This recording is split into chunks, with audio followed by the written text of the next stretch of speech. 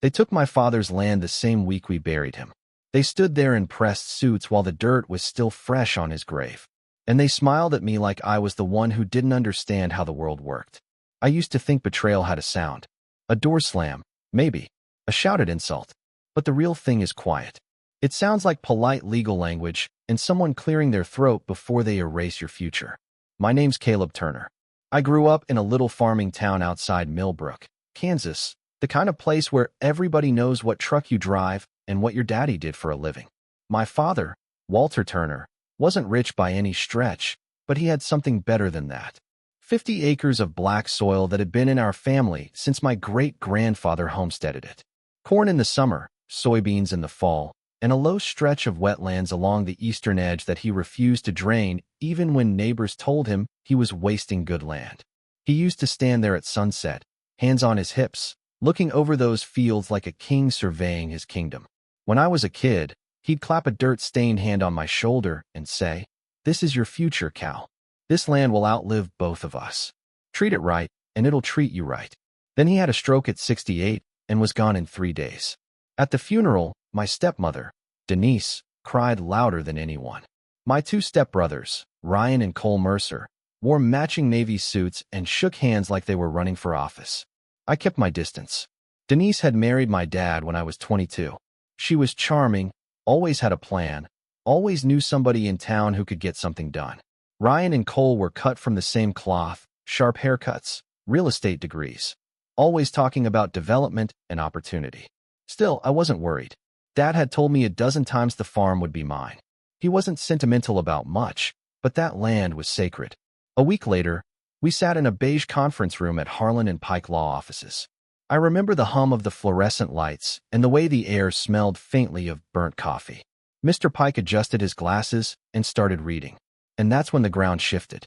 According to the revised will, dated 6 months prior, all real property, equipment, and associated assets were to be transferred to Denise Mercer, with equal shares to her sons upon her passing. I was left a modest cash amount that barely covered 2 months of rent anywhere decent. I laughed at first. I thought it was a mistake. "There's got to be another page," I said. "My dad told me the farm was mine." Denise didn't look at me. She stared straight ahead, lips pressed tight. Ryan leaned back in his chair, arms crossed, like he was watching a show. Mr. Pike cleared his throat. "Your father made amendments in the presence of 2 witnesses. Everything is legally binding." I felt heat crawl up my neck. "I want to see the signatures. I want to see the witnesses. When did this happen?" He never mentioned changing anything. Cole gave me a thin smile. "People change their minds, Caleb. It's just business. Just business. Like we were talking about flipping a duplex, not erasing 4 generations." I asked if Dad had been evaluated, if he was of sound mind. Denise finally turned to me then, eyes glossy but cold. "Your father knew exactly what he was doing. He wanted the land developed. He said you were too sentimental to make it profitable." That one hit deep. My father and I had argued, sure, but never about selling out. He'd grumble about taxes, about crop prices, but he never once said he wanted condos on that soil. "You're lying," I said, and my voice cracked in a way I hated. Ryan leaned forward, elbows on the table. "You can fight it if you want. Hire a lawyer. Burn whatever cash you've got. But the will's airtight. Dad signed it. Witnessed and notarized. You'll get over it. You'll get over it." I walked out of that office feeling like someone had taken a shovel to my chest. I didn't fight. Not then. I didn't have the money for a drawn-out legal war, and something in Denise's confidence told me they'd planned this carefully. Too carefully. Within 3 months, the farm was no longer mine in any sense. They took out a large loan against it, brought in surveyors, put up a big sign near the highway. "Coming soon. Silverbrook Estates. Luxury living rooted in tradition." Rooted in tradition. That part almost made me admire the nerve. I moved to Wichita, rented a cramped apartment above a laundromat that smelled like detergent and steam. The first night there, I lay on a mattress on the floor and stared at water stains on the ceiling, replaying that conference room over and over. I kept hearing my father's voice. "This is your future, Cal." I got a job at a small land surveying and consulting firm called Prairie Meridian. It wasn't glamorous, mostly paperwork and site visits, but I learned things. Zoning codes, environmental restrictions, how banks structure development loans, how one overlooked detail can stall a project for years. My boss, an older guy named Tom Baird, had been in the game for decades. He'd mutter over blueprints and say, "Developers think they're cowboys. They forget the land has rules." That line stuck with me. One afternoon, almost 2 years after the will reading, a familiar address popped up in a batch of county filings I was reviewing. Turner Farm, or what used to be. Silver Brook Estates had filed preliminary subdivision plans. 50 acres divided into neat little rectangles, cul-de-sacs curling like question marks. They'd applied for rezoning from agricultural to residential, medium density. There were attached environmental assessments, drainage studies, soil reports. I shouldn't have lingered on it, but I did. And that's when I noticed something they clearly hadn't paid enough attention to. The eastern wetlands. The ones my father refused to drain. According to state records, they qualified as protected seasonal wetlands, habitat to at least 2 species listed under regional conservation guidelines. There was also an old stone foundation near the northern boundary, remnants of one of the first settler cabins in the county, unofficially documented but referenced in a historical survey from the 1970s. I leaned back in my chair and felt something shift inside me. Not anger exactly. Not even revenge. Opportunity. They had leveraged the land heavily. The loan documents, which were part of public record once certain filings were made, showed a substantial construction loan from Plains National Bank. Big money. The kind that assumes smooth approvals and fast sales. If those approvals slowed down, the interest would keep ticking. I started digging. Quietly. After hours. Pulling archived maps. Comparing floodplain data. Calling in small favors from contacts I'd made through work. Asking hypothetical questions about mitigation requirements and habitat preservation. The more I looked, the more I realized something simple. They weren't just greedy. They were careless. And careless people, especially the kind who say it's just business, usually don't see the ground shifting beneath them until it's too late. That was the moment I stopped feeling like a victim. That was the moment I decided I wasn't going to fight them head-on in court. I was going to let the land do the talking. I didn't wake up one morning and decide to ruin them. That's the part people always get wrong when they hear this story. They imagine some villain arc, like I was sitting in the dark, twirling a mustache. Truth is, it started smaller than that. It started with a map and a highlighter. At Prairie Meridian, I had access to county GIS layers, historical plats, environmental overlays, the kind of information most people don't know exists unless they've tried to build something. I wasn't hacking anything. I wasn't breaking into offices. Every document I pulled was public record. The difference was, I knew how to read it. The wetlands on the eastern edge weren't just soggy ground. They were classified as seasonal jurisdictional waters under state guidelines. That meant buffer zones, mitigation plans, and in some cases, federal review if you disturbed them. Silver Brook's preliminary site plan showed neat rows of backyards creeping right up to that line, like they thought rules were suggestions. Then there was the drainage plan. They'd proposed redirecting runoff into a retention basin near the old creek bed. On paper, it looked clean.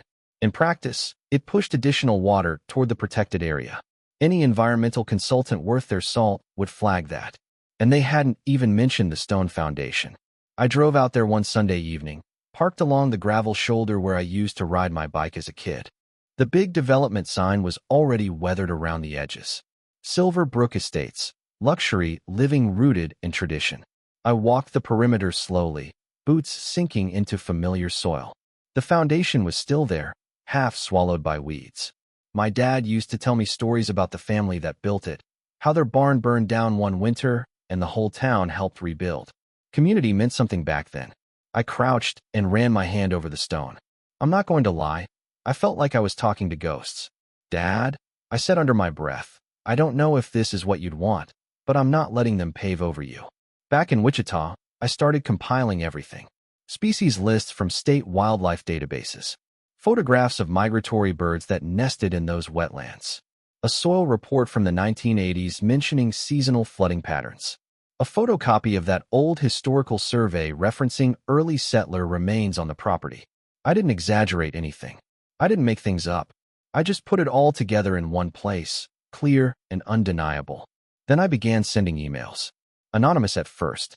A packet to the County Environmental Review Board with subject line, "Potential oversights in Silver Brook Development Application." Another to the Regional Conservation Alliance. One to a local journalist I'd met once at a zoning hearing, a woman named Laura Chun who had a reputation for sniffing out small-town corruption. Within 3 weeks, things started to move. Silverbrook's rezoning hearing, which was supposed to be a rubber stamp, got postponed pending further environmental review. The Conservation Alliance requested a formal site inspection. Laura published a short piece online titled "Proposed Luxury Development May Threaten Protected Wetlands." The comments section lit up. I drove back to Millbrook for the first public hearing. I didn't sit up front. I stayed near the back, ball cap low, just another concerned citizen. Denise was there in a tailored gray blazer, smiling tightly at council members. Ryan had a stack of presentation boards. Cole was working the room, shaking hands. When the environmental concerns came up, I watched their faces shift. Just slightly. A tightening around the eyes. Surprise. Ryan stepped up to the podium. "We've complied with every requirement," he said smoothly. "Our consultants found no significant impact. This project will bring jobs, tax revenue, and high-quality housing to Millbrook." Then an older man from the Conservation Alliance spoke. He referenced the wetlands classification, mentioned potential habitat disruption, asked whether a federal permit might be required. Ryan blinked. That wasn't in his script. After the meeting, I saw them huddled near their SUV. Denise's voice carried in the cool evening air. "I thought you said this was handled." "It is," Cole snapped. "Someone's stirring the pot." I got back in my truck before they could see me watching. Delays cost money. Every month Silverbrook didn't break ground. Interest accrued on that construction loan. I kept track of filings the way some people track sports scores. Extension requests. Revised environmental studies. Additional consultant contracts. They hired a bigger firm out of Kansas City to do a new impact assessment. That firm confirmed parts of what I'd flagged. Buffer zones would have to expand. Lot counts would shrink. Profit margins would tighten. Laura's articles grew sharper. She uncovered that Plains National Bank had financed several aggressive developments in nearby counties that later stalled. She framed Silverbrook as another example of big money squeezing small towns. Investors started getting nervous. I wasn't done. I filed a formal request with the State Historical Society to evaluate the stone foundation. I included photographs and the old survey reference. A month later, a team came out to assess. They determined it qualified as a site of local historical interest, which didn't make development impossible, but it added another layer of review. The project timeline stretched. I heard through a contact at the bank that Silverbrook's loan was structured with a balloon component. If certain sales thresholds weren't met by a set date, the rate would adjust upward. They had bet on speed. Speed was gone. One afternoon, almost 3 years after the will reading, I got a call from an unfamiliar number. "Caleb Turner?" A male voice asked. "Yes. This is Mark Hollis from Plains National Bank. We're reviewing some of our regional portfolios, and your name came up in connection with Turner Farm. I understand you previously had an ownership interest." Ownership interest. That's a polite way to say disinherited. "I did," I said carefully. "We're exploring options to stabilize the Silverbrook loan. Would you be willing to meet?" I didn't answer right away. I thought about Denise in that conference room. About Ryan telling me I'd get over it. About Cole's smile. "Sure," I said. "I can meet." The bank's regional office was all glass and brushed steel. Hollis was younger than I expected, mid-40s, ties slightly loosened like he'd had a long quarter. He laid it out in corporate language, but the message was simple. Silverbrook was in trouble. Costs were up. Approvals were slow. Pre-sales were non-existent because nothing had been built. The loan was at risk. "We're not in the business of owning half-finished subdivisions," Hollis said. "If there's a way to restructure or transition the debt, we're open to creative solutions." Creative solutions. I asked a lot of questions. What's the current outstanding balance? What's the collateral position? Are there secondary liens? He studied me for a moment. "You're not here out of nostalgia, are you?" I smiled. "Let's just say I know that land better than anyone." Over the next month, I assembled financing. Not alone. I reached out to Tom Baird first. I didn't tell him everything, just that there was an opportunity to acquire distressed debt secured by farmland with long-term potential. Tom had always liked me. He'd seen me stay late, put in the work. "You're serious about this?" he asked. "Dead serious." Through a small group of private investors Tom trusted, and a significant personal risk on my part, we made an offer to Plains National. It was low, 35 cents on the dollar. Hollis pushed back, but the clock was ticking. The longer Silverbrook stalled, the worse the optics looked. Eventually, they countered slightly higher. We settled at 38 cents. The day the paperwork finalized, I sat alone in my apartment and stared at the confirmation email. By purchasing the note, I now held the lien on Silverbrook Estates, on the land that used to be Turner Farm. I didn't own it yet, but I owned the debt tied to it. There's a difference, and it matters. Silverbrook still had a chance to salvage things. They could inject more capital, secure additional investors, meet revised environmental requirements, start building. They tried, but the interest rate adjustment hit like a hammer. Additional mitigation costs ate into whatever margin they thought they had. And the bad press didn't help. Buyers don't line up for houses surrounded by controversy. 6 months later, they missed a payment. I sent the default notice through my attorney. No theatrics. No personal note. Just the language required by contract. 2 days after they received it, my phone rang again. This time, it was Ryan. "What the hell did you do?" he demanded. I kept my voice steady. "I acquired a financial instrument. That's all." "You slimy." "Careful," I interrupted. "It's just business, remember?" There was silence on the line, heavy and electric. "You think you've won?" he said finally. I looked out the window at the Wichita skyline, small and unimpressive against the Kansas sky. "Not yet," I said, "but we're getting there." And that's where everything truly started to unravel. When you hold the debt, you hold the clock. That's something I didn't fully understand until I was the one sending notices instead of receiving them. The paperwork was clinical, emotionless, full of phrases like failure to cure and acceleration of balance due. But underneath all that language was a simple truth. They owed money. To me. Ryan called twice more that week. I didn't answer. My attorney handled communication from that point forward. Denise left one voicemail, her voice tight but controlled. "Caleb, this has gone far enough.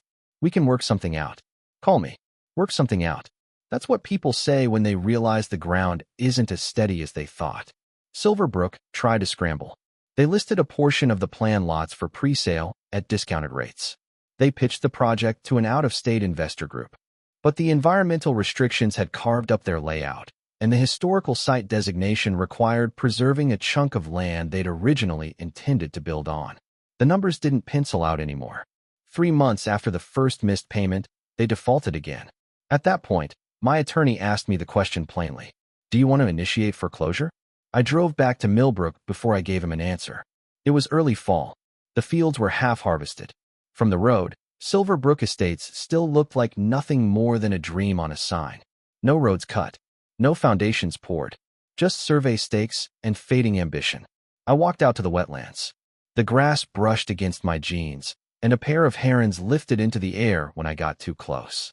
The stone foundation sat quiet in the north corner, stubborn as ever. I thought about my father.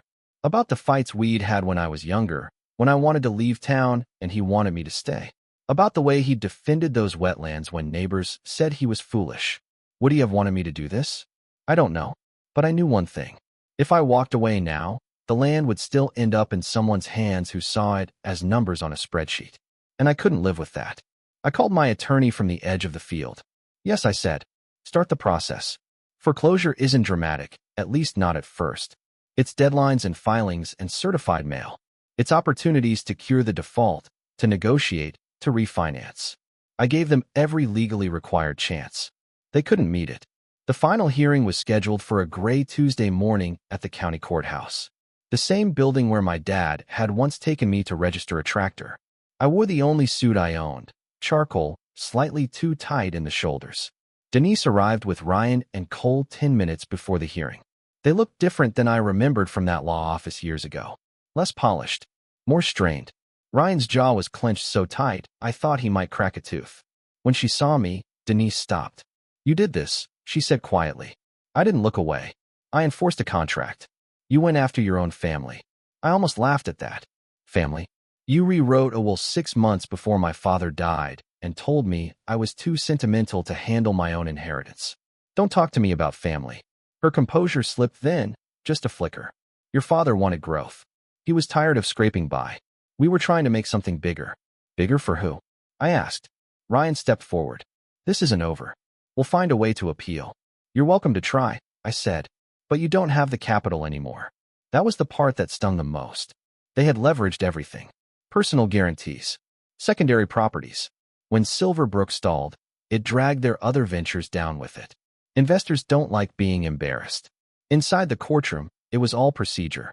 My attorney presented the payment history, the default notices, the failure to cure. The judge flipped through the documents, asked a few clarifying questions. Denise's lawyer argued for more time, citing market conditions and unforeseen regulatory hurdles. The judge listened politely, then shook his head. The lender has met all statutory requirements, he said. Foreclosure is granted. Just like that. No gavel slam. No dramatic music. Just ink on paper. Outside on the courthouse steps, Ryan lost whatever restraint he had left. You think you're some kind of hero? He spat. You burned this whole project down. I met his eyes. You burned it down the day you decided the land was just dirt. Cole muttered something about lawsuits, about dragging this out. But even he sounded tired. Denise didn't say another word. She just looked at me with something I couldn't quite name. Regret, maybe. Or maybe just the realization that she had underestimated the quiet kid who used to follow his dad around the fields. Within 60 days, the title transferred through the foreclosure process. The lien converted into ownership. Turner Farm was mine again. I didn't put up a new sign. I took the Silverbrook Estates one down myself. It took 3 hard pulls to get the post loose from the ground. I left the wood by the roadside for scrap. The scandal, though, didn't disappear as neatly. Laura Chun ran a final piece detailing the collapse of Silverbrook, framing it as a cautionary tale about over-leveraged development and environmental shortcuts. She didn't mention me by name in connection with the debt purchase, but in a small town, people connect dots. Investors stopped returning Ryan and Cole's calls. Denise quietly listed her house on the market. Their reputation, carefully polished for years, dulled almost overnight. Some folks in town called me smart. Others called me vindictive. A few said I should have found a way to reconcile. That blood is thicker than soil. Maybe. Here's the part one still wrestle with. I didn't just defend the land. I orchestrated pressure. I knew exactly which levers to pull. I sent those anonymous emails. I set events in motion that cost them money long before I bought the debt. Was it justice? Or was it revenge dressed up in legal language? I've had long nights out on the porch of the farmhouse, listening to the wind move through the corn, asking myself that.